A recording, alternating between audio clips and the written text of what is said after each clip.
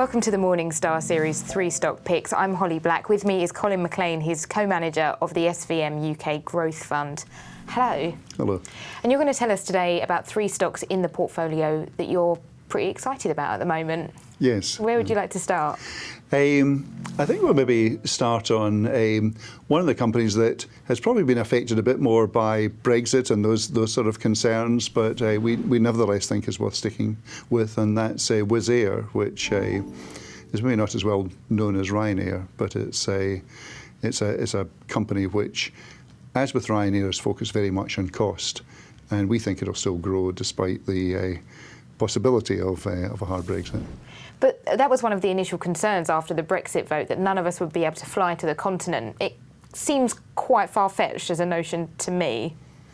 We think that the companies have been doing quite a bit to adjust their share registers and to adjust their business model. So they've had quite a lot of opportunity to address this. So we think perhaps despite the sort of lack of official government planning, a lot of companies have got on with it. And yes, we don't think the flights are going to stop. And when budget airlines first came along, people sort of looked down their nose at them a bit. But I think cost has become more important to people, and actually some of the planes are maybe better than the larger rivals.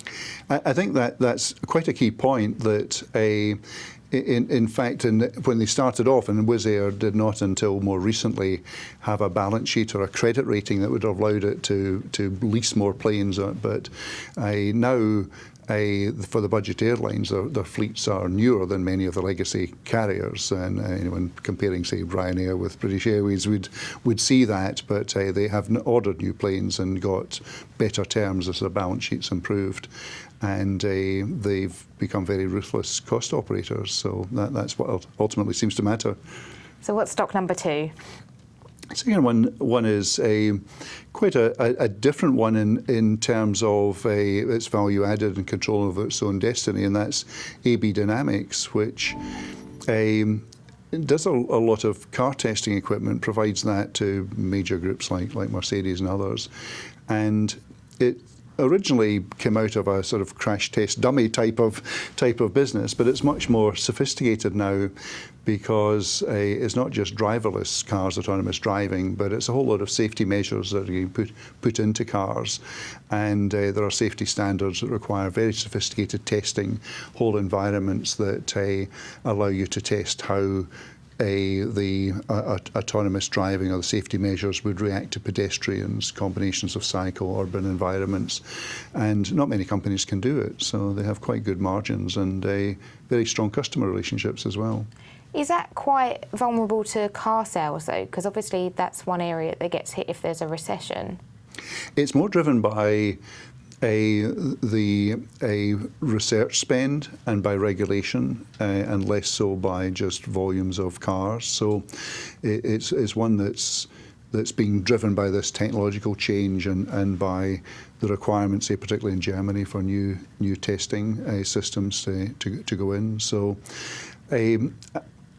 a lot of the trade disruption has hit manufacturing businesses quite hard, because they need to move goods across the border, and they may be interlinked between lots of different countries supplying. If you're supplying a service, or a very high value added one like this, I think you're going to be much less impacted by trade friction or Brexit. They don't have lots of goods to shift across the border, and they do have customers that can't really look elsewhere. So I think that strength lies in the high value added that it already has. And what's the final stock we're looking at today? Last one's a FTSE 100 stock, Experian.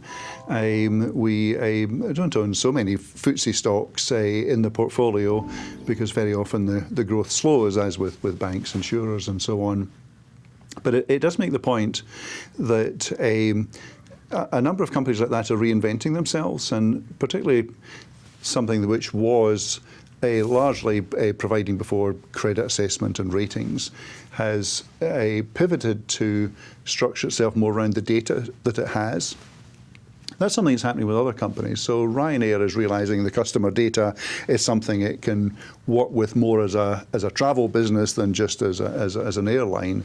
And for Experian, it's realizing it's got some very rich customer data, which it can take much more use of, and there's not many companies that are in that position. So it also gives the advantage of US earnings, for which maybe some protection if the pound slips further. Well, thank you so much for your time. Thank you. And thanks for joining us.